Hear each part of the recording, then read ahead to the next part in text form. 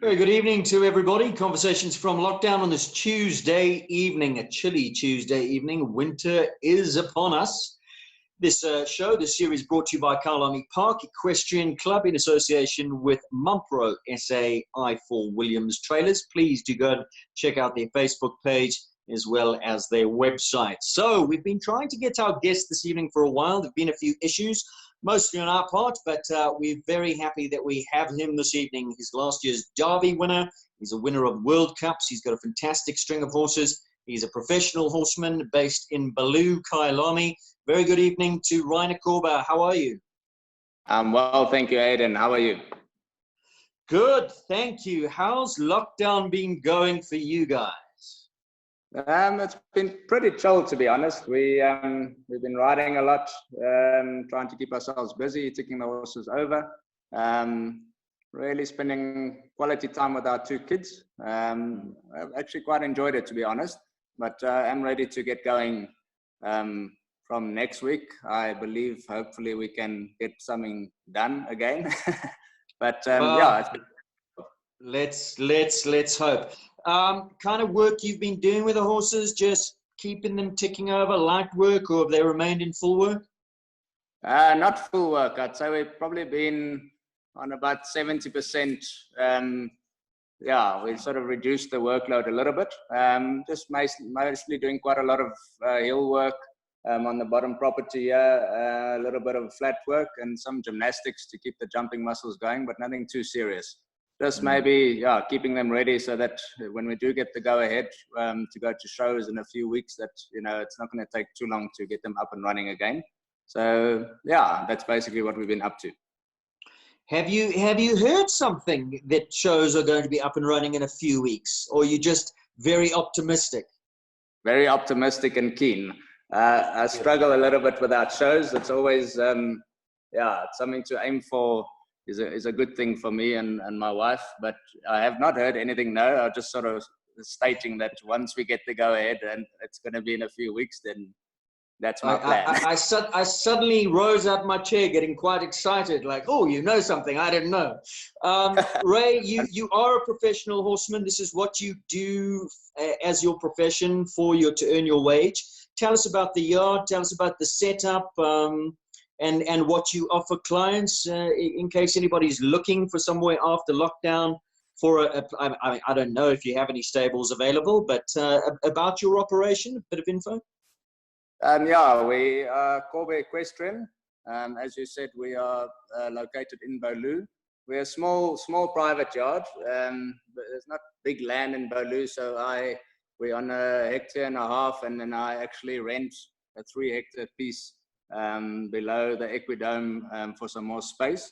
So yeah, not that much space available for livery here by us, but we do have a good few loyal clients. We've got 2 club fiber arenas, a horse walker, some competitive small paddocks, and then some large grass paddocks on the bottom property. I'm lucky enough to have a good relationship with my neighbors, Stan and Leonie van der Berg, so I've got real good access to the Equidome when it rains. So we're well set up within Baloo, and we love it. We always feel really safe here. The horses have lovely outrides on the bridle paths in between all the small holdings. And yeah, as I said, it's safe and it's nice. We specialize in show jumping and equitation. John used to teach quite a bit, but not so much anymore. She works for Gova Triggle at Rionet now, so I've taken over most of her juniors. Yeah, I would say I specialize only in juniors and adults in show jumping. And as a coach, Ray, do you travel, or people need to come to you? Do you have the time to get in the car and travel if anybody's looking for a coach? Aidan, I think, yeah, when I was younger, like all young professionals do, you travel a lot to get your business up and running. I used to travel a lot to the south and to Pretoria and Randfontein, but I've got a good client base now, and most of the people come to me. I do go to Randfontein once a week on Wednesday afternoons to teach there, and that's about all I can manage outside. So to answer your question, to travel to people is difficult. And to be honest, I think to travel a lot and to try and the problem with that is to set up and to try and keep the quality high for those people is quite difficult. So it is in the client's best interest to come to me because I'm set up and I'm comfortable where I am, and so as I say, the quality of the teaching is much better. And do you still have space available for anybody looking for a coach that they can ring you up and you can slot them in, find a spot for them? My wife's going to kill me if I say yes, but probably I always try and make a plan. But it's pretty full up at the moment. I do teach quite a lot. I try and keep the balance between the riding and the teaching, sort of 70-30. But yeah, I could always make a plan. We will chat to you about this wonderful string of horses that you've got at the moment a little bit later on, but let's get to know you a little bit. The format stays the same. I ask people about their background, but obviously all the stories differ. So tell us your story. Where did it all start for you? Did you come from a background with horses, or are you first generation? First generation. I think my mother used to ride on the odd weekends and occasions. She used to go and ride for fun on farms and so nothing from a competing background. It started for me. I grew up in the south in Bracken Downs, and I believe when I was 5 I asked for a pony, and obviously it wasn't going to go that way, and I ended up at a riding school across the road from Newmarket Racecourse, and that's where I started riding. So yeah, was that with Felicia? Was that Felicia Rowan Center? At later, yes. So actually the people in Newmarket, I'm not sure. I think the guy's name was Dave and the lady Sally. I think later on, I didn't know this. My mother told me the other day that they actually own the land where Bolu College is now. They used to own the land there. I mean, I can't remember them, but that was those people. But after that, I started at a place called the Paddocks with a guy called Bruce Johnson many years ago, and he dated Felicia Rowan at the time. Bruce unfortunately passed away in a car accident there in Aikenhof, and Felicia kept the riding school going. Yeah, I spent quite a lot of time with Felicia all the way back then. Yeah. Oh wow. Okay, well we'll go back to the first riding school and what happened then. Yeah, as I said, Bruce and then Felicia. Whilst at Felicia, I met a guy called Eugene Almeida, which I actually rode with for a very long time, all the way up to the end of my children's career. I actually in standard 5, I actually opted not to ride anymore. I was more into tennis and rugby and cricket and all those sort of things when I went to high school, and I actually didn't ride till I was in matric.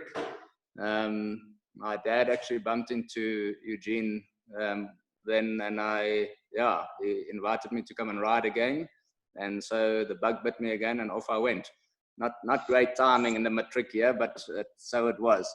Was there a calling in you to go back, or the reason I'm asking it was a fortuitous meeting that your dad bumped into Eugene, or you might not be back in the saddle?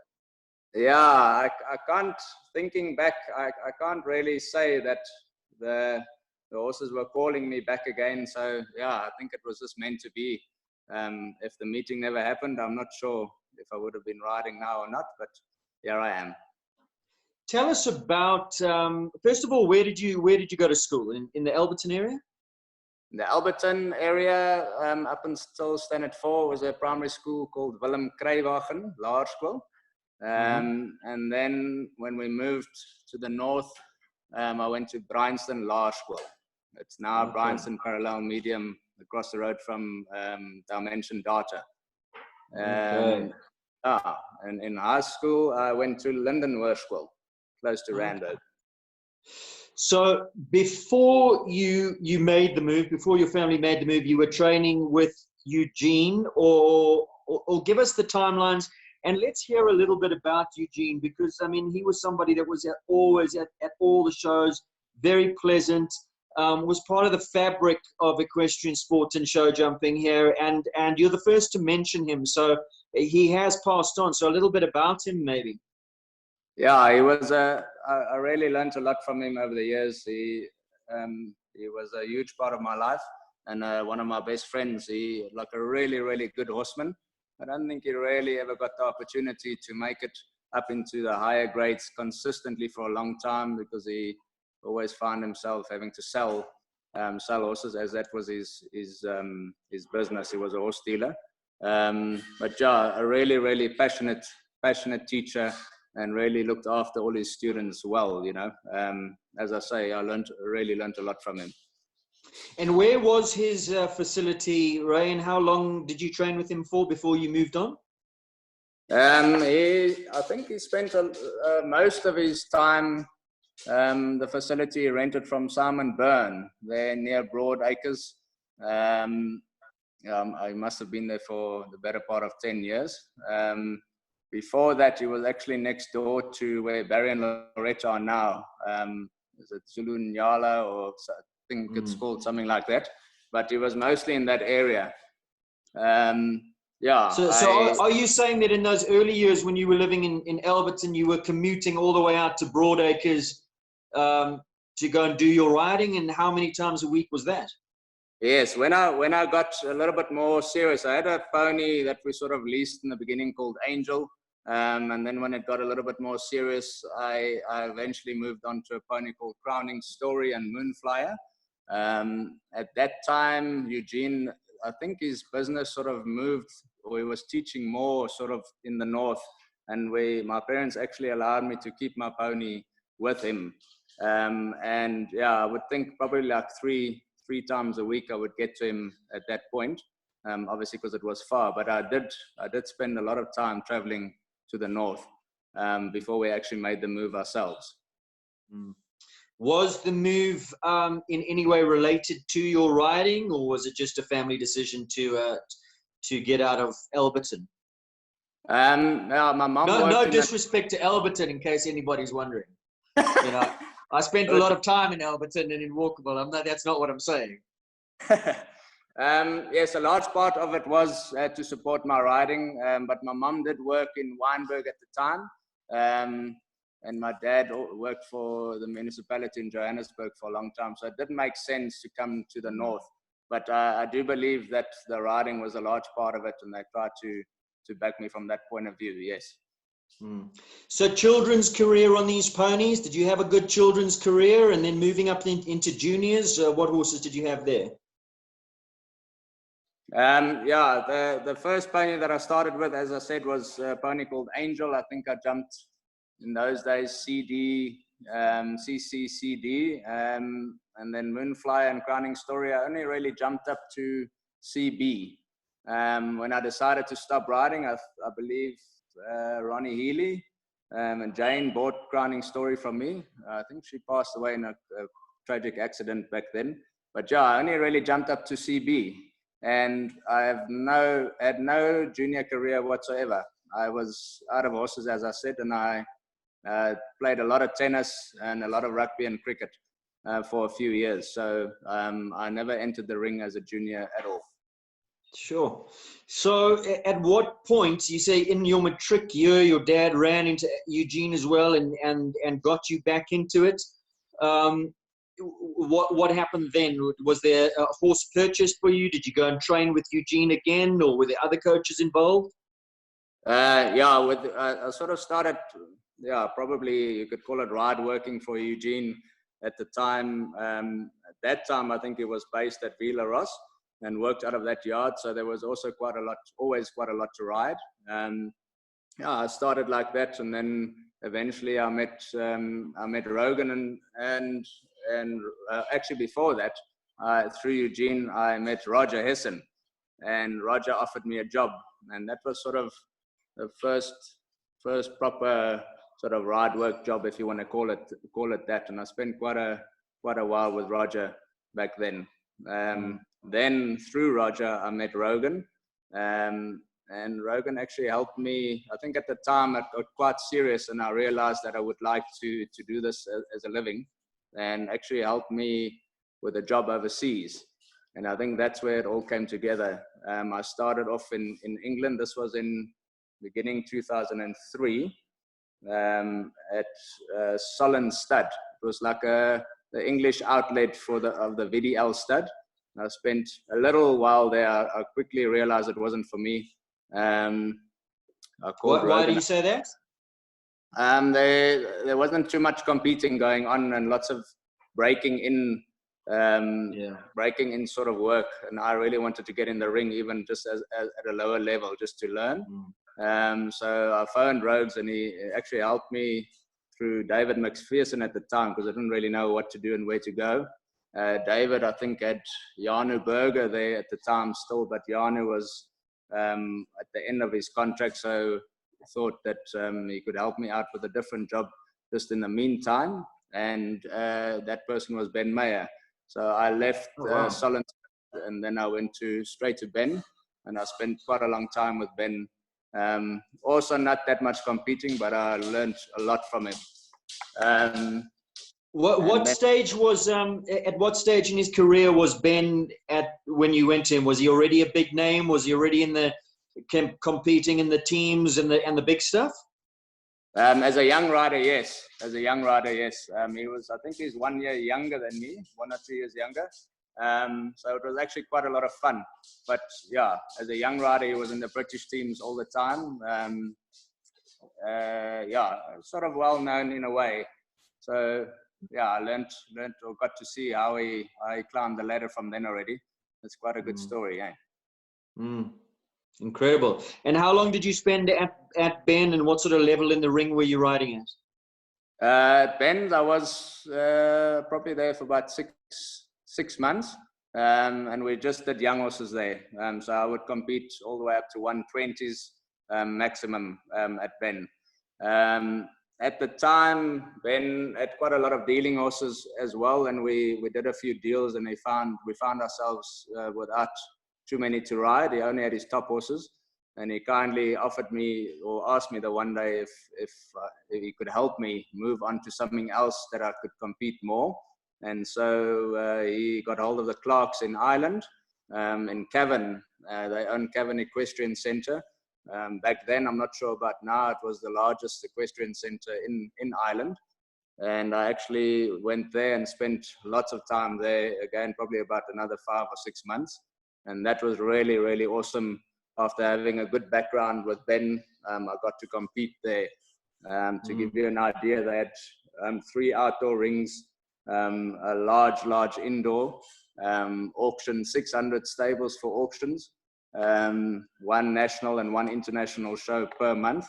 So, and young horse shows sometimes on a Tuesday night. So I got to compete a lot there, all the way up to 140, and everything indoor. I don't think I really did any outdoor shows there. And who were the people helping you from the ground? Did they have resident coaches, or coaches come in, and some of the other riders that were there with you? At this place in Cavan was the Clarks. Mervyn and Stuart Clark were the 2 sons. I think the lady's name was Paula or Pauline Clark. So those the 2 sons helped me quite a lot. I thought they were famous, but they really knew what they were doing. Really, really good riders, especially Mervyn, the younger of the 2 sons. I had lots and lots of help from them. I really learned a lot there. Also, the Irish, great horsemen, great riders, you know. Why did you move on to another yard overseas after that, or did you come back? No, after that I came back. So in total, probably spent about a year there. Yeah. Why the decision to come back? I mean, that's the hub of it. Had you decided that, or was it still a decision that horses was what you wanted to do? Were there visa issues, passport issues? No. Or did you met John? Not really. To be honest, I got quite homesick. I struggled with that. The weather was also always quite a challenge there, but the Irish people were really nice. I really enjoyed it there. But yeah, something was calling me back home, and I think I was itching to start something on my own. And the way I think I saw it was because I didn't ride in high school, I lost a lot of time. And I think in that year, the way I see it, I caught everything up and more. So I could really come back and start summing up, yeah. How old were you at this stage when you were overseas? I was 21. Okay. 21, yeah, more or less. Yeah. Yeah. And so then yeah. what happened after that? You come back, and then it's finding a setup. What was the idea? Before I left, I actually forgot that I actually worked at a place called Marquee Equestrian Centre in the West Rand. It was a huge place where the President's Cup actually started. And I left there to go overseas, and after my return I worked there for a while again, just to sort of establish myself a little bit first. And I remember then deciding to I actually started freelance teaching a little bit while I still had that job, and then one day decided that I had enough clients to sort of start doing it a little bit more serious. And that's where my journey really started as a freelance rider and instructor. Before you went overseas, when you were at Marquee and those times you were training with Roger, what levels did you attain? What level did you jump up to before you left for foreign shores? Roger, I remember only really, we always had some hectic Namibian stuff to ride and some youngsters and trying to get them around. I think I jumped up to about 1.20 m with Roger. At Marquee, I had some horses in the 110s and 120s, but I do remember a horse called Rogan helped me with a horse owned by Lara Castle. That was called Essential Asset, a thoroughbred. I think it was by Liquid Asset or something of the sorts. And I actually done my first 130 with that horse. Why I got the or so, I'm not sure. If Lara stopped for a while, I can't remember. But what a fantastic thoroughbred to start off with. So yes, I jumped 130 before I left for overseas, and then yeah. So overseas was really where you got going, and you knuckled down. You were given some opportunities, and got stuck in. Just tell me before we move on, Ben Mayer, are you guys still close? Are you friendly? And if so, why haven't you brought him out here? Why are we not getting clinics, Ray? Yeah, I stayed in contact with him for quite a while, and I think a couple of years ago, I think Martin Collins brought him out here, and it was quite nice to see him. But yeah, I've lost contact over the years. But yeah, I could probably try and organize something in his busy schedule. I'm sure. Yeah, I'm sure. we gotta use these contacts. We gotta use them. So you come back, you go back to Marquee, you flit about there for a little bit. You get your clients, you move on, you start teaching. Of course, the big question is horses, rides. Without a horse, you're not a rider. So how did the rides come? Tell us about that. Yeah, lots of freelance riding.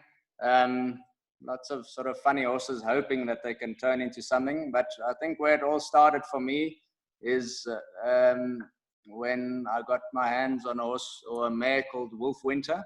It was a Poland's mare owned by Philip Tucker. I believe back then Philip went through a rough time, and some of his horses came on the market. I was really fortunate at the time that my parents could help me out with a little bit of money. I had help from Rogan and Greg. I had help from Rachel Slack at the time to acquire this mare, and she was my first horse that I owned. Brave as a lion, not the most careful, but she took me around my first derby with a 5th place, and yeah, that's where it really started. All the people I've ridden for back then when I was younger, it's difficult to remember all of that, but yeah, I think that's really stands out. She really was a good start for me. And was it Rogan helping you with her? Did you have formal coaching? Did you go back to somebody for training, or were you mainly self-coaching? No, with Rogan, my journey, I think at Marquee, Rogan was one of the instructors that traveled there actually twice a week back then. And so I got lessons. My employer paid for lessons for me with Rogues. So yeah, I started with Rogan back then already and never really stopped. Always, there might have been gaps here and there, but always with Rogan and Greg, lots of help with Wolf Winter. Where did you stable her, Ray? Was she at Marquee as well? No, I stabled at Rogan and Greg's. I actually lived there for a while as well. So yeah, she was in Philip Tucker's barn. I think he had his own barn at Rogan and Greg, and that's where she stayed. When I bought her, I just took over the livery, and she never moved from there. Till later, she, at the time I didn't know, but she eventually passed away from lung cancer. But I had some issues with her leading up to that. She did stable with people called Neil and Diane Smith for a while, but mostly at Northlands, yes. Now, as a young rider making your way, how important is it, some advice for young riders, that you find a horse like that that'll help you get the mileage? So in other words, you're not trying to make your way and produce a horse that you're learning together, that you have one that's had a little bit of experience to help you, because as young riders, you do make mistakes. Yeah, it's really, it doesn't matter how good your coach is and how much time you spend in the arena, that it cannot replace the importance of that horse. I've seen lots of talented young riders start with the wrong horses, and it's an uphill battle. It really is. They might not see it at the time, but a brave mare like Wolf Winter was, like I said, maybe not the most careful. She'd go through a pole for me if need be, and it's really for confidence building and to keep things smooth, to just absolutely learn for yourself and to take it in is really, really important. The next part of your journey? Next part of my journey, let me just have a look here. In 2005 was a big year for me. I met John, first of all, which was really good. I jumped in the Derby for the first time and some World Cups. I remember jumping in Kimberley that year. I think it was around August, and then Derby and Cape Town at the end of that year. That's the stint I had in the big classes with Wolf Winter. And as I said, I finished in 5th place that year in the Derby. I remember being so nervous. I never really stopped at the top of the bank. I just cantering down, and she was, she just kept going for me. It was quite cool. After that, lots of freelance working. I rode for Quinton and Liesel Janssen for quite a long time. Had some lovely horses with them as well. I think a mare that really stood out for me there is a little mare called Lavendu. She was only 15.2 hands high. I think she was, or is, she's a brood mare now. She is by Lanciano out of a Peter Pan mare. And yeah, what a great speed horse she was. And I did really well with her. As little as she was, I won the Burlington Cup with her. I was second in a big Grand Prix at the Royal Show one year with her. She really was a special mare. That was in 2005. Just looking at my notes, actually in 2004, just a year before that, my journey with Kyalami also started thanks to Michael Benjamin. I think at the time, Kyalami was getting started and getting organized to get some riders and helping people in. And at the time, Andy Johnson was brought in to help with the teaching side and the training of the young people on the farm. And I think Mark put in a good word with Ian for me, because they were good friends, just to get a good young rider going. And so, yeah, my journey with Kyalami started in 2004, which has been a long, fantastic road with him. Tell us about those early years, Ray. I mean, what sort of horses, at what level were they? You weren't based at the farm. Were the horses kept with you? Did you have a base of your own at this stage? Where were you riding out of for Kyalami? At the time, Ian always told me from the beginning that he was looking to buy a base here, but it took a while. So I actually stabled the first youngster I took on. Proper youngster I took on for them was a Indoctro stallion called Walking Base, and actually stabled him at Gale at Gale Foxcroft, and worked out of her yard for quite a long time. obviously a year or two later, Ian bought the property there in Glenfinesse, and we could really operate all the horses from out there. Yeah, that's where it all started. At this stage, you didn't have a base of your own. You were just freelancing and moving around. We based ourselves. John and I based ourselves at Lisa Williams for probably a good year or two. We were living in a townhouse in Halfway Gardens, and we had all our horses at Lisa Williams, which was quite a lot of fun. Mm. At what stage did you guys get your own base? We got married in 2009, and in 2010, I think that June, my mother actually told us about this property in Bolu that she saw come up, and we've always been really good friends with Hilary Powell from Country Life Properties, and without us knowing, my mom set up this meeting for us to come and see, and that's where it started, our journey with this property in Bolu. So from 2010, the middle of that year, yeah. So there were a good 4 or 5 years where you were moving around. Your horses were stabled with Lisa, but you were freelance coaching, freelance riding, and really spending a lot of time traveling from horse to horse, client to client.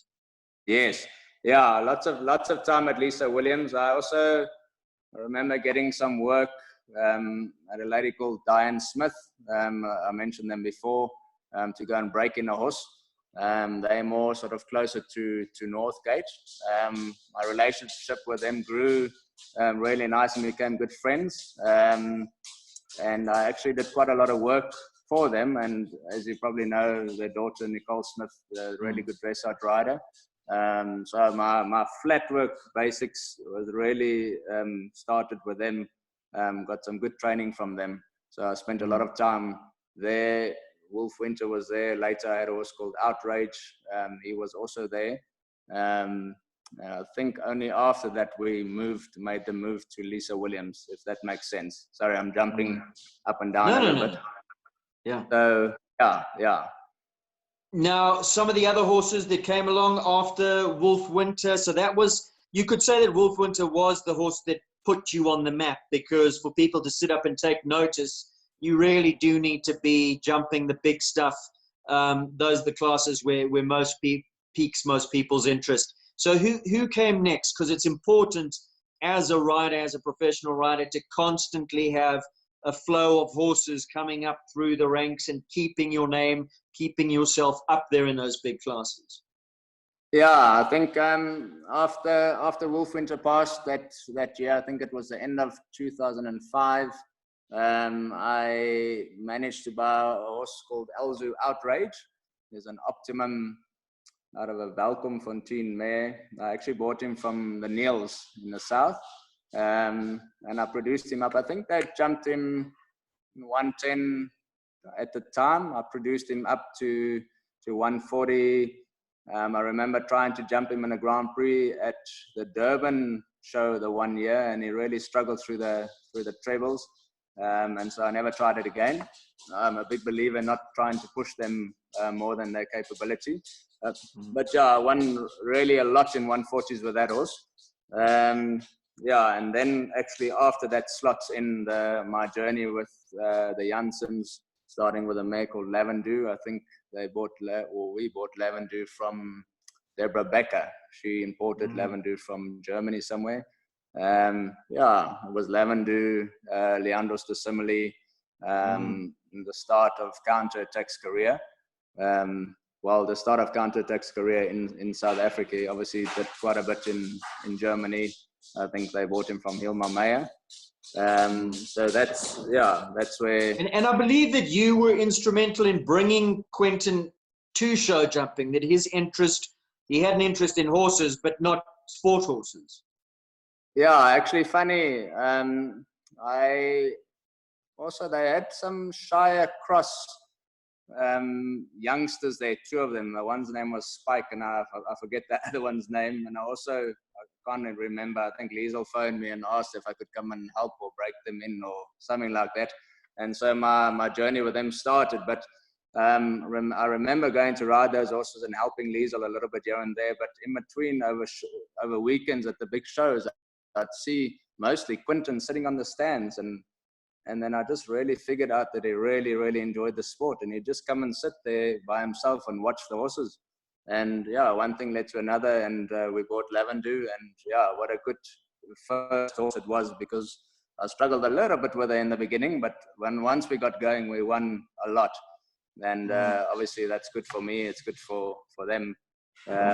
Yeah, so I think and how far did you go with Lavendu? I was a little bit in the wilderness at that stage, so I don't remember the mare.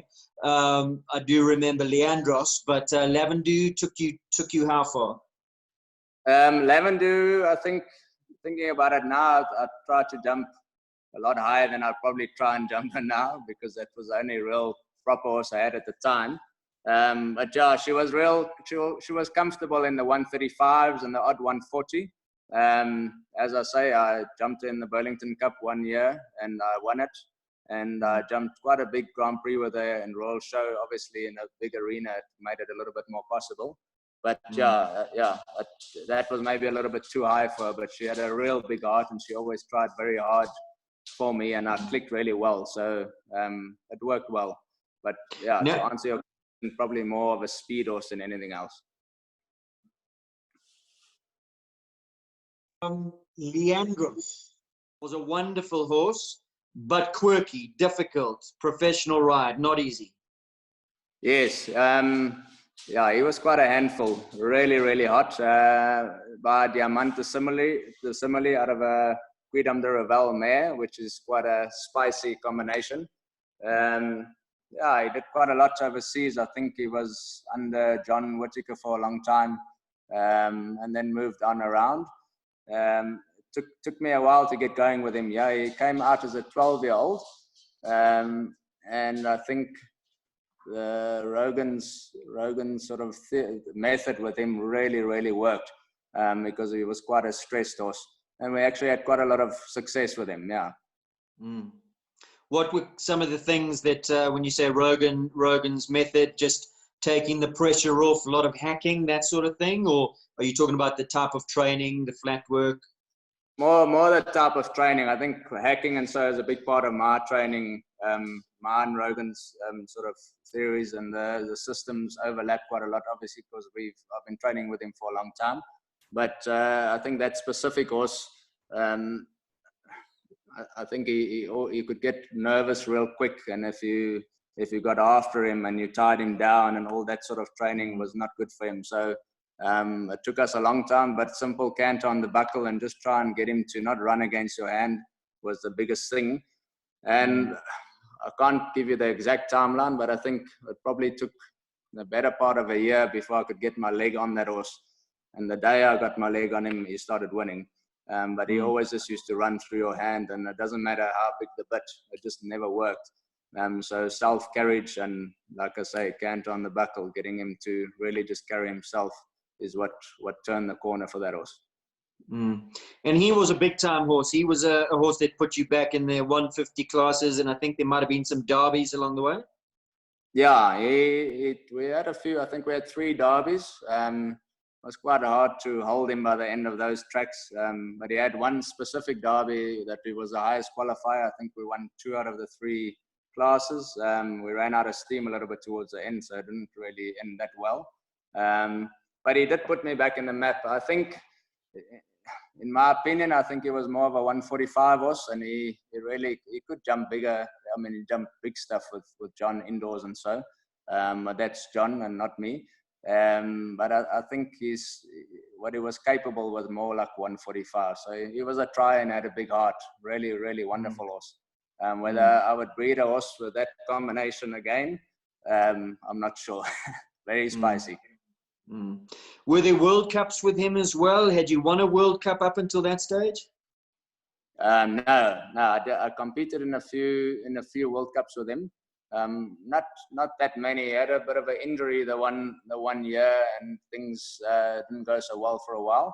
But yeah, I had enough big class experience with him. I won a Burlington Cup with him as well. I've won it twice.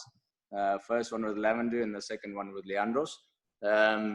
but yeah, I think we only attempted a few World Cups and then our journey ended. So yeah, I think I think he had quite a tough life where he was overseas and so with other people and lots of big shows. So the pressure got to him quite quickly. So yeah, the consistency was a little bit lacking. But he did well in quite a few classes with me, and I really enjoyed him and appreciated him a lot. So up until this point in your career, Ray, the Burlington Cup was your biggest win. You've gone on to win a lot bigger titles, but there were no SA champs or any major titles under your belt up until this point? No, so the two Burlington Cups. The second one was with Leandros, and then in 2013, I won I think it was actually the last time we did the SA Riders Championships. It was at Burlington, and I won that.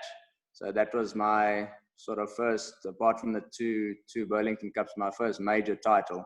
Yeah, we haven't had that show for a while now. It's sort of fallen off the calendar. Yeah, why? I mean, there are reasons for that. Well, first of all, tell us about that win. Who was the horse?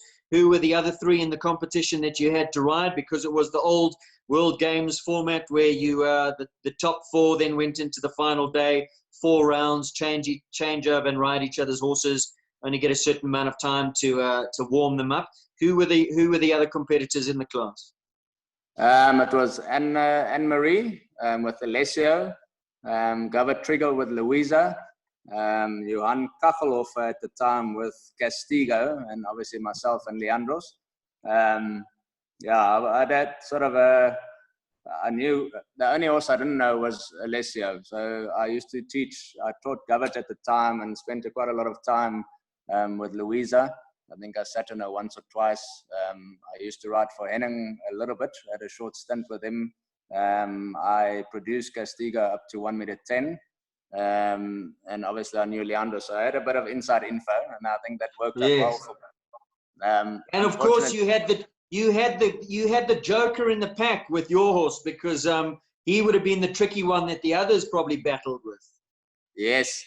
Yeah, I must give it to Toki. Rode him really well. He got the hang of him, but Anne-Marie did have a tough time, and Gavert also had a tough time, and rightfully so. I got to ride him first, and then obviously he just gets hotter and hotter. So it doesn't matter who got to ride him last; they were going to struggle anyway. But yeah, I think then it was quite good sponsorship that Anna organized for 100,000 rand, and I was doing well till I lost my stirrup on Castigo. But all the jumps I cleared without a stirrup, and then eventually when I got my stirrup back, I knocked the pole. So it was quite an expensive pole, but still won it overall, and that was a really big moment for me. So you're saying the 100 grand was only on offer if you jumped the 4 clear rounds? Yes. Yeah. There have been Only. years where people have won cars. I think Gavert won a car in that arena and then went and did handbrake turns, much to Anna's arena. I remember that well. But that format, what is your opinion? Because, I mean, it's no longer the World Games format, and it's dropped off of the map.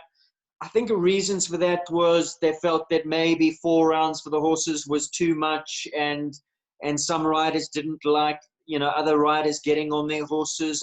Not sure what the actual reason was, but your opinion, did you enjoy the format? Would you like something like that to come back? Yes, I really enjoyed the format. I think it's a wonderful way to test the rider, and I think it's a real crowd pleaser. I can understand the complications with having to get on other people's horses, especially if you've got a quirky horse. I remember the one World Games, wasn't it, Shutterfly, that was giving the other riders quite a lot of problems, and so from that point of view, it's not great. But yeah, in South Africa, why it stopped, I just think we've got marvelous, wonderful shows here, and we're getting more and more of them, and it just somehow dropped off the calendar. I'm not sure. Interesting. Hopefully we can bring it back again. I think the crowds really like it. It's an interesting sort of concept, and it's something completely different than the norm. So Yeah. And it's not 4 rounds over a massive course. I mean, it's like a 140, maybe 145 track, isn't it? Yeah. Yeah. I mean, if I think back of that year, Kate Launder built, I think it was 140, 145, only 8 jumps with one combination, and she pitched it really well. I can imagine from a course builder's point of view, it's hard to set something up like that. So yeah, it doesn't have to be big to challenge horses and riders. Yeah, just a little bit of technicality here and there to see what they Yeah, do. and of course the big challenge is getting on another horse and piloting that around with very little time to prepare. It really, really tests the rider. So that then, up until that point was your biggest win. Did that help you further your career? Help you move on? What was the next chapter? Absolutely, yeah. That was a wonderful moment for me, as I said. Yeah, next chapter for me after that was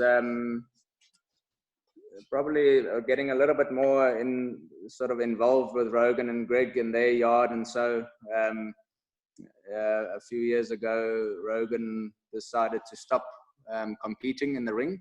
And I was fortunate enough to team up with Linda Ellerin's horses and her team, obviously because of our background and being Rogan's, a rider for them. I was obvious choice. Lucky enough, actually, I was offered Quintino and Greg Clooney, and Greg luckily said, or kindly told me to rather ride Clooney, as he's the scopier and the more careful of the two. And that's how my journey started with Linda's horses, and what an amazing journey it's been so far. Well, tell us about it. What year was that? And where was Clooney in his career up until that stage? Because I mean, subsequently there've been World Cup wins and Derby, and you had a great start to this year before everything went pear-shaped with this corona. Yeah, I'm thinking. I think it was probably about 3 years ago when it happened to Rhodes. I think actually one of his dogs ran into his leg at home, and he hurt one of the major ligaments in his leg, and that's how he got to this decision to stop competing. But yeah, it started with Clooney. I think Rhodes had competed him up to and produced him up to 1.40 m, and I only started with Clooney then. I must say it took me quite a long time to get used to him. You've got to really motivate him, but once you get him going, he's fantastic. And it took me the better part of a year. And when I got the hang of him, then I started getting time faults. So only after that I learned to ride him well and ride faster. So it took me quite a long time. But probably one of the scopiest horses I've ever jumped.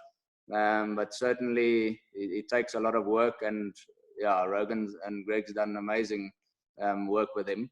He's not the most supple horse, so you really have to work hard at him every day, and I've learned a lot through the system with him. And yeah, Linda's a fantastic owner.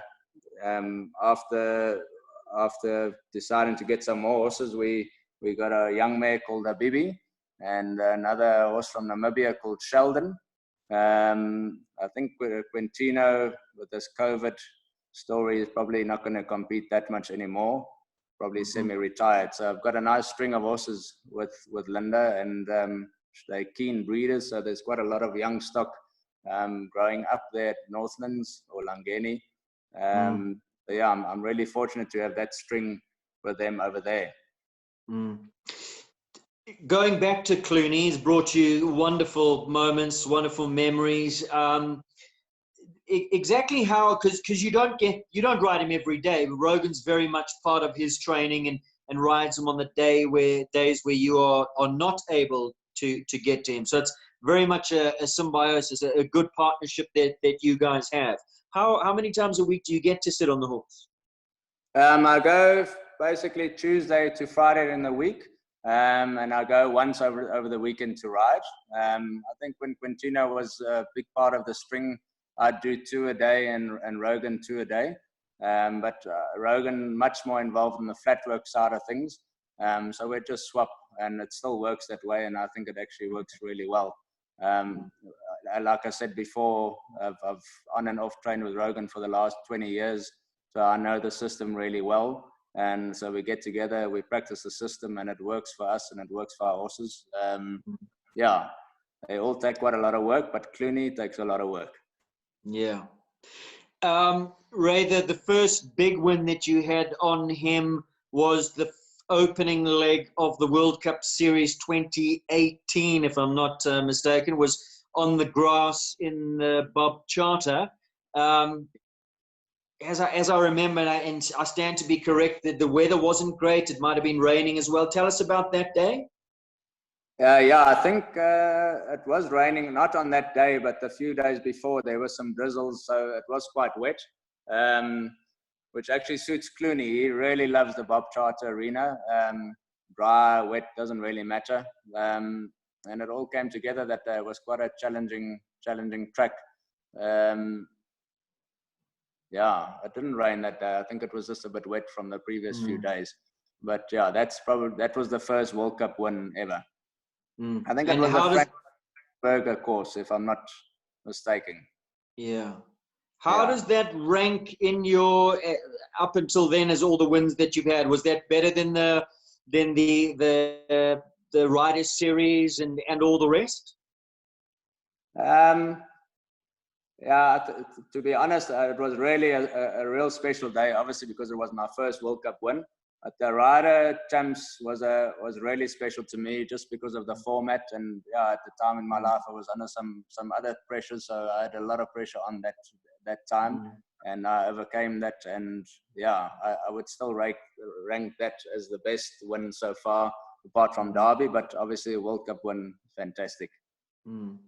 Well, before you got to Derby, there was an unfortunate incident with Clooney, and there were worries that he might never jump again. He was on a hack with you, and I know the horse quite well. He's a very, very sensitive horse, very spooky horse. It was just after your first World Cup win, if I'm not mistaken, that happened. And tell us what happened. Yeah, it was actually exactly 2 weeks after his World Cup win. I think I was taking him out on a hack. The day after, we were planning to leave to Stokkiesdraai. Those two shows are quite close together. And for some other reason, I decided to go around past your place and around the block there on the gravel road. And it was a Monday, which was a bad move. So it means it's rubbish day. And he walked past a big black bag and spooked. And Clooney does that a little bit. He's so powerful, and he can drop his shoulder quicker and faster than any stallion I've ever sat on. And he can run for 20 meters blind. And unfortunately, we bulldozed through a barbed wire fence and made a somersault. And when we both came to our feet, I realized he'd cut his extensor tendon right at the top of his left forearm. And he was out for quite a long time. I must say, Roy, we got him in a horse box straight away and took him to Roy Gottschalk, and Roy stitched him up beautifully. But yeah, there was always a doubt if he would ever jump again or be able to even use that leg properly again. But he healed well, and as we do things, we take it slow, and we built him up, and here he is. He's jumping, as good, if not better than before. One thing about Clooney is he's tough. He's really, really tough. So he bounced back really well. That was 2018. I think most of the rest of I think he came back late 2018 back into the ring. You had to build him up once again. You got going, and 2019 was a huge year for you because you came away with the Derby win. Now let's talk about that Derby. Well, you tell me about it. It was a three-way jump off. Liam was to go first. Were you second? I'm trying to remember. Yeah, I was second, and Carl was last to go. Yeah, I think if I think back of the year before, I think we got Clooney back after his injury. We made the trek to Plet to go and ride there, but just to get a show in. But the start of 2019 really just struggled to get a bit of form, and then leading up to Derby, we did okay, but never really could find the form that we had before his injury. So it just shows that it takes quite a long time to bounce back. But yeah, as we're talking about the jump off, Liam, I think we Well, were hang on, always on the. don't go to the jump off just yet. Let's go back to that first round, because you had jumped, I think, one derby with him, and you had the rustic panels in front. You just tipped a toe. I think you finished on 4 penalties. So he was you knew he had these. He's a good derby horse. You knew that. Yes. So coming into the 2019 derby, how confident were you, given the lack of form coming in? But you knew that you had this super scopy jumper, an arena that suited him. He's good going forward to the fences, given space, and you knew that he had all the capabilities to pull it off. Were you confident? Yeah, I think in the Because I bobstar tell training. you, I was confident. I was commentating, and I kept saying, "This is the lurker in the pack here. This is the dark horse. You're a betting man. There's good odds about Ray and Clooney." Well, thank you. Let me say, I think leading up to the derby itself, before the first qualifiers, I was really optimistic because he's jumped well in the bob chart. He always does, and he, as we said before, he's a really good derby horse, and he's really fit. However, the qualifying rounds weren't great for the first time. I think the previous 2 derbies I always finished in the top 5 qualifiers. And only ever had those rustic planks in front of the judges' box down because of rider error. So sort of figured if I can just get myself to ride it better, I could jump a clear round. But yeah, he had 1 down in both qualifying rounds. And so there wasn't much expectation going into the final day.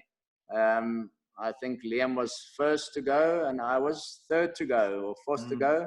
And Carl was 7th.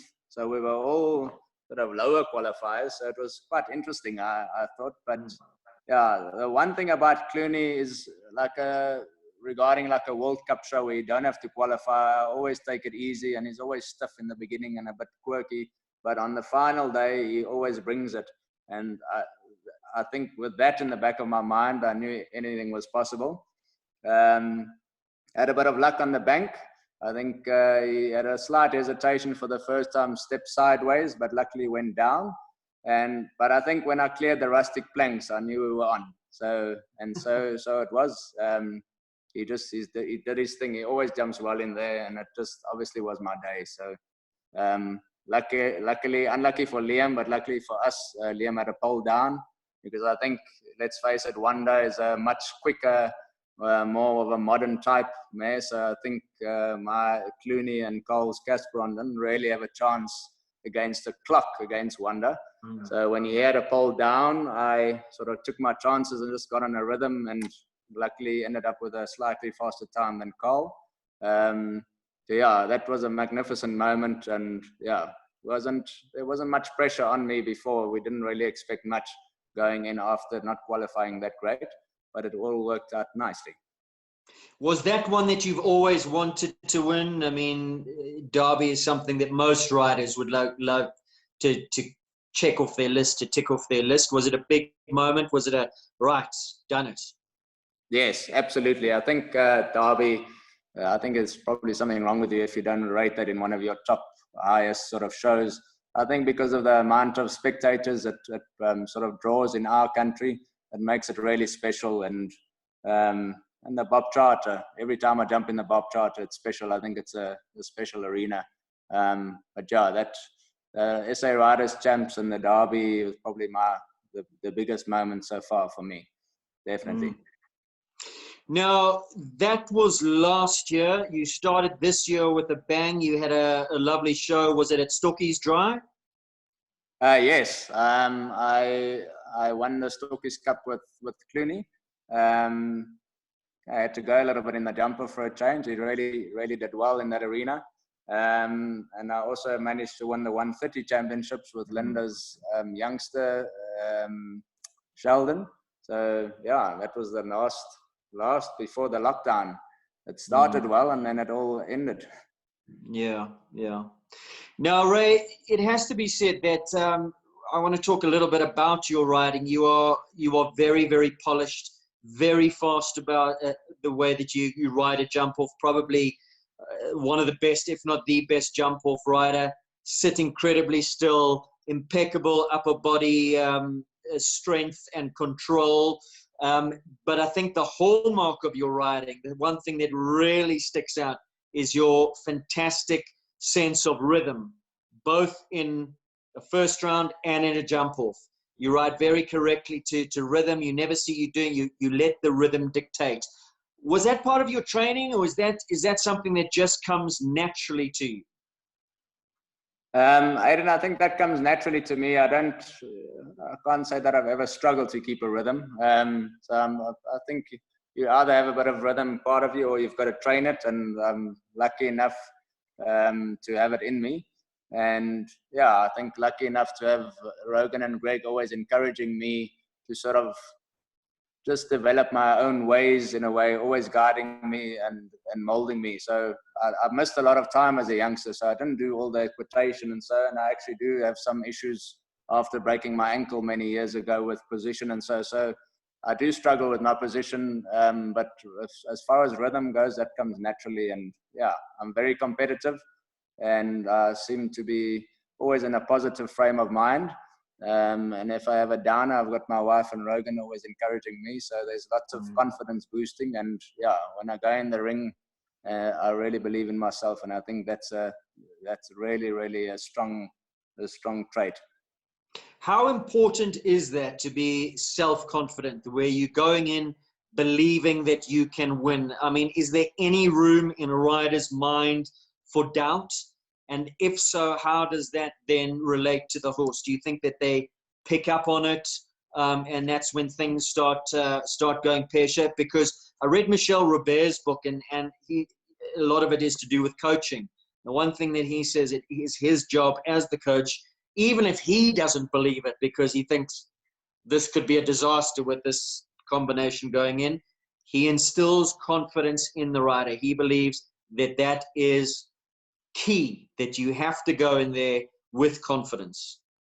Absolutely. I think without that, if you don't believe in yourself and you can't visualize sort of the best round that you can possibly ride with your horse, I think you're always on the back foot. Doesn't matter how much training you've had. Maybe if you want, I'm a good example of that. As I said, all the training and some of the kids I grew up with, I didn't have lots of that equitation background and the more sort of correct ways. But somehow I caught up overseas, and with Rogan's guidance and always pumping me full of confidence, I believe I can. And with probably 30 to 40% less training, if you had to calculate it over the last 20 years, I still believe I could do it. So yeah, to answer you, the mind and the strength of the mind and believing in yourself is really, really important. If you're sitting on a real experience horse and you have a sort of a negative moment every now and then, for sure, those horses can help you out. But when the chips are down, mostly you've got to believe in it. You've got to have it upstairs. You're not into mental coaching, or you don't have a sports coach to, like a head coach that's becoming quite popular in a lot of sports and moving into horse sports as well. Your confidence just comes from the fact that you're well prepared, you are competitive, and you just have self-belief. Yes, and I think I've got a good team around me. It just works, sort of a healthy environment. With like my scenario with Rogan, Greg, Linda, the grooms, my wife, you always just find yourself in a positive way, and the systems with the horses work, and we've got happy, healthy horses, and we train in a natural way. So yeah, I think there's always a positive vibe. So I've never felt the need to go and see somebody like that. Maybe one day. But yeah, I think that's, in my opinion, one of Rogan's real strong traits is he instills a lot of confidence. At least that's what he's done for me over the years.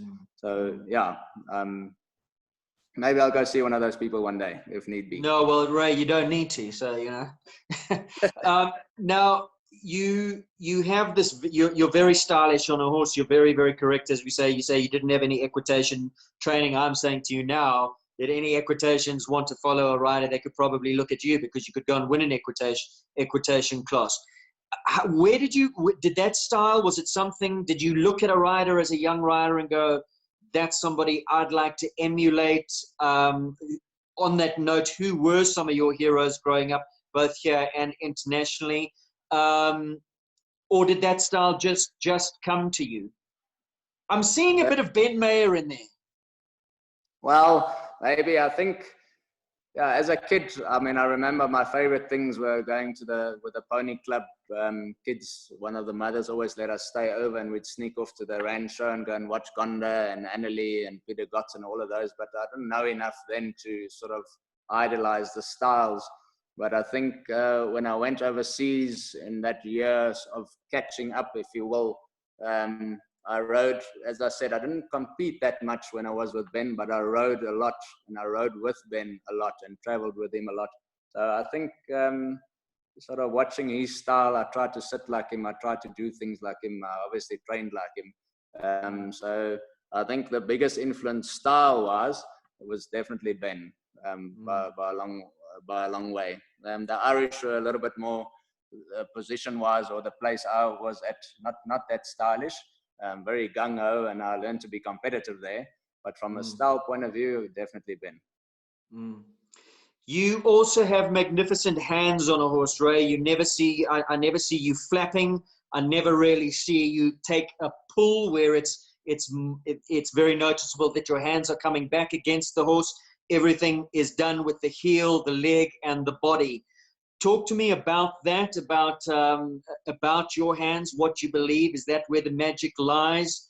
And then relate that to your training. Are you aware of what your body is doing on the flat and also in the ring when you're going around? Usually, I think we sort of base the training and the way I ride more sort of the French, the American sort of lighter seat, like Rogan teaches, a little bit away from the olden days Germanic way. So really just trying to control your core. And I think if you can control your core, the hands sort of just follow the body. So there's no real need to get busy with the hands. Obviously on young horses, it gets a little bit more tricky. Yeah, I think it's part of my daily system. I can't say that I think about it that much. I think my right hand is quite a lot stronger than my left. So I do try and focus on that sometimes. And if I find myself doing that for a period of time, maybe I'll ride Mexican Reinhold with that hand. And so I do little things like that, but it's not something that worries me too much. I think, yeah, it just comes naturally through our system, if that makes any sense. When you're in the ring competing, where is your mind at? I mean, what's going through your head? Some people might be counting strides. Some people might be worrying about a turn. Others are just in the moment. Everybody has a different way of doing things. Where is your head when you're going around? I think if I need to go in and feel comfortable. Can you hear me? I can hear you. We've lost you though. The picture. Okay. I'm going to ask John to just come and have a look and see what's going on with the battery here. You carry on talking. Yeah. I think mostly as long as I'm comfortable, then I'm good. And there's sort of a little routine that I follow. So if I'm able to sort of visualize my rounds beforehand, and I've got a clear picture in my mind, then I'm comfortable. Sometimes when I'm rushed, and so that doesn't always work so well. But I really believe in building up at a show. For instance, probably the best horse I've ever had is a horse called Lansing. And I really have a system with him, and I build up towards the last class. And if I want to win in the end and I've got a good jump if that suits him, I put my mind to it. And if I'm comfortable, then most of the time it happens there or thereabouts. So yeah, I always have a clear plan in my mind. Without that, I don't really achieve things. Tell me about training, some of the training you do preparing the show jumper, where your groundwork is at. You also mentioned a little bit of a dressage influence earlier on coming from the Smiths when you were based there. How much does the dressage background or the riding with them influence what you do on the flat? And what do you do on the flat? Because some people, some riders, your flat work must be everything, and they can ride up to, really good levels of half pass and shoulder in and lateral work, where others, no, show jumping training is different. It's stick to the basics and do the basics well. Forward, back, the horse must come off the leg, come back to you. And so where is your head at? Yeah, I had a good classical background with the Smiths, but I think what we're trying to do is a bit of a blend of that and sort of a modern way of show jumping flat work, if you will. So definitely lots of lateral work. Collection work is part of our weekly program together with a jumping gymnastic and so. But for instance, when we're trying to do a lateral day, it's not like we're trying to score the best marks in a dressage test. Really important that the horses yield away from the leg on the flat. I'm a big believer of counter canter, which obviously comes from Rogan. I like to get the horses strong with that. So all my horses at a certain point are able to do that to a big extent. But yeah, like our weekly program would be maybe a hack, a bit of a stretching day, maybe a bit of a collection day, and a lateral day with a gymnastic. And maybe before a big show, we might jump a little track or so. But yeah, that's in general view. Obviously, you do different things with different show jumpers. Like a horse like Lansing, I won't get too involved. His flat work is really good, but he can't go and do too strenuous gymnastics because he's not the scopiest horse. But if you give him space in the ring, he can jump a big jump. So I try and keep him confident from that point of view. But the rest of them, if they're up to 1.30 meter level, they can all sort of do the same dressage movements, and they're at the same level on the flat, if you will. Ray, you and John, you both in it together, life partners, and also in the same kind of business, and you have this relationship with horses. Big part of your team. A lot of people, when it comes to wives, they don't coach wives because it's, and lands up in domestics. But you guys are a really solid team. So a little bit about that relationship. Yes, we share this passion. I think what you say is true, but ours is quite unique. John's ridden with Gonda for many, many years from a youngster, and I've got a really good relationship with Gonda. And when Gonda's not around, I fill in, and there's not a lot of fighting going on about that. And as much as I help John at home, she helps me too.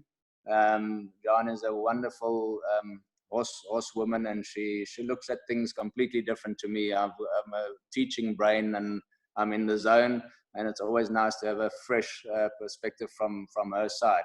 So yeah, it works for me to help her and for her to help me in between. Yeah, as I say, not too much fighting. I'm going to ask you now about your string of horses that you've got, because they're all highly, highly competitive. You've mentioned Lansing. Now, the one thing that strikes me, you say Lansing is probably one of the best horses you've ever had, but then you also say that he's not the most scopy horse. So yes, one would think that they go hand in glove. Scope goes hand in glove with one of the best horses you've ever had, but it's seemingly not the case. No, he's an interesting horse. If he gets a bit of space, like he likes, only lately likes the Bob Charty, who was always a bit spooky in there, but space like that, and like Shangweni, you can create the scope for him with a canter, and he can jump big jumps. I think for big like Grand Prix and World Cups, maybe with a lighter weight like John might be more suitable. But when I say the best horse I've ever had, he's so special to me. I started him as a youngster, as a 3.5-year-old, and I've done all the work with him. And he is just a fighter, as quirky as he is. I mean, that shows if you get off after the first round, you can hardly get back on him. I've fallen off him a few times, but once you're in the ring, he's more focused than any other horse I've ever had. And he's really won a lot. So yeah, he's just special to me when I say that. So not a power jumper like Clooney, but for sure, if I ask him to jump a World Cup, he'll try it for me. But as I say, probably with a lighter rider would be better for him. What's left on your radar? You're still a very young man. You've achieved so much already. You've won World Cups. Would the next big target be a series, and how special would that be? And if you got that under your belt and an opportunity to ride overseas, would you take it? Is overseas still something that you'd like to do? Pit yourself against the best? Yeah, I think obviously Clooney's at the top of my string for the big classes. So I'd like to sort of try and injury-free year without running through any barbed wires to try and have a good go at the World Cup series. Yeah, and I'd be lying if I said I wouldn't like to have a stint overseas, but I think we've had some good examples. I think the first one for me was when Johan Lotte went, but he took his own horse with and he campaigned overseas, and obviously Lisa Williams. So I think if the opportunity came along and I had financial backing with my own horse and I could prove myself with that horse overseas, then I would try and take on some big classes. But I wouldn't just want to go over there and try and jump into some big things straight away. So yeah, it is on my radar. However, yeah, I've got a young family and there's other things on the go, and I'm really enjoying my riding. Yeah, I've got the Back on Track team. Linda Ellerin is amazing owner, sponsor, friend. I've got Hilary Powell from Country Life Properties. That's a great sponsor of mine. I've got a great owner, client, friend, Craig Rankin, that I ride for. I've got my own separate string here at my house with all these lovely people I'm talking about. So I've got a good thing going, yeah. So it would take a lot for me to pack my family up and go overseas. So yeah, I think I'll let fate steer me and we see how we go. But yeah, I've got a lot to prove. I had a bit of a late start in my story, as you know now. So I've got a lot. Well, you've caught up. I mean, come on. Yeah, but there's a lot to win still, and I'm driven and very competitive, and yeah, I've got the horses to do so. Lots of good horses. Ray, before I let you go, last question. You are somebody that has made it in a sport that is a lot of the time dominated by money. Money means good horses to ride. Money means you can make it. You can, in a sense, and I don't want to rub anybody up the wrong way, but you can buy your place into a certain extent. Yes, you need to have talent and you need to work hard, but you are somebody who's had a dream, had focus, stuck to it, and achieved huge success without a huge amount of financial backing behind you. So people who may get deterred thinking, well, I don't have those means, what would be some of your advice to them? So young up-and-coming talented people who just don't know, can't see the end, can't see how they can get there. What would you say to them? Yeah, as you said, a good work ethic. I think you need to surround yourself with the right people. And I don't mean that in the right people as in lots of money, but just be in the around positive people. And if you work hard, I think good things happen. And if you, live a healthy lifestyle and you have your goals, I can't see that you can't get there. That's the way I see it. Wonderful chatting. Thank you for your time. And hopefully what you said, that we'll be back at some shows in a few weeks' time. Hopefully that rings true. Absolutely. Aidan, thank you so much for your time. It's been wonderful. Appreciate it. Take care. Ciao.